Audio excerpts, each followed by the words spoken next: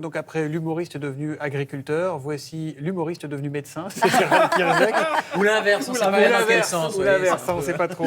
On est en pleine période de tournoi Destination Docteur. Faut-il le rappeler, les Bleus ont battu l'Écosse dimanche dernier, mais ce n'est pas là notre sujet, docteur.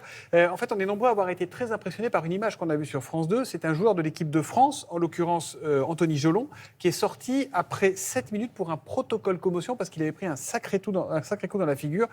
De quoi parle-t-on exactement? Ce commotion, c'est tout de suite un mot qui fait peur. Oui, c'est le protocole commotion. Alors, les images, c'était impressionnant parce qu'il a pris un coup d'épaule d'un côté et puis il a repris un coup d'épaule droite, un coup d'épaule gauche. Et puis en plus, pas de chance, il a eu les ligaments croisés peut-être atteints. La commotion cérébrale, c'est quoi? C'est un coup sur la tête, c'est un traumatisme crânien.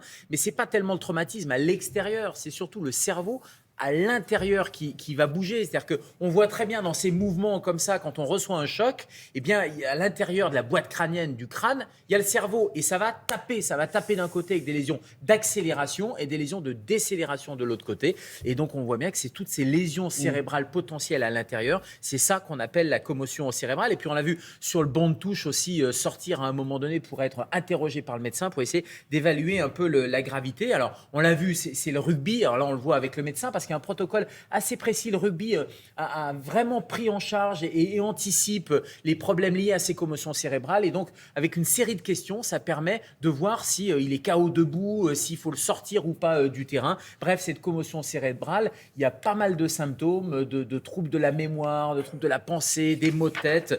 C'est autant de symptômes qu'on peut anticiper, prendre en charge avec ce protocole commotion cérébrale. Il n'y a pas que le rugby. Quand vous avez un accident de voiture et que vous avez un coup du lapin, par exemple, et que vous avez une accélération, décélération, c'est la même chose. Et puis, il y a plein d'autres sports qui peuvent provoquer ce type de symptômes et de lésions. Les têtes en foot, ça peut aussi, là, chez les enfants. Oui, bien sûr. Alors, c'est un vrai problème. Tout à l'heure, dans Télématin, vous montriez aussi les images de rodéo. On voit très bien les chocs qu'il y a. Le football américain, c'est un vrai souci. Mais quand vous faites une chute, par exemple, vous avez aussi ces lésions d'accélération ou de décélération. Alors là, on a vu les symptômes immédiats. Oui. Mais il y a des symptômes qui sont bien plus embêtants à long terme. Et c'est tout le problème de ces lésions. C'est ce qu'on appelle l'encéphalopathie traumatique. C'est-à-dire qu'il y a des vrais cas de démence, des augmentations de risque d'AVC. Des années après, c'est la répétition de ces chocs qui va poser problème. Et donc tout l'enjeu, vraiment, c'est d'éviter la gravité et la répétition de ces traumatismes. Mais on fait quoi dans ce cas? On arrête le match ou on reprend l'activité? Oui, on arrête le match. On l'a vu, il a été sorti à un moment donné.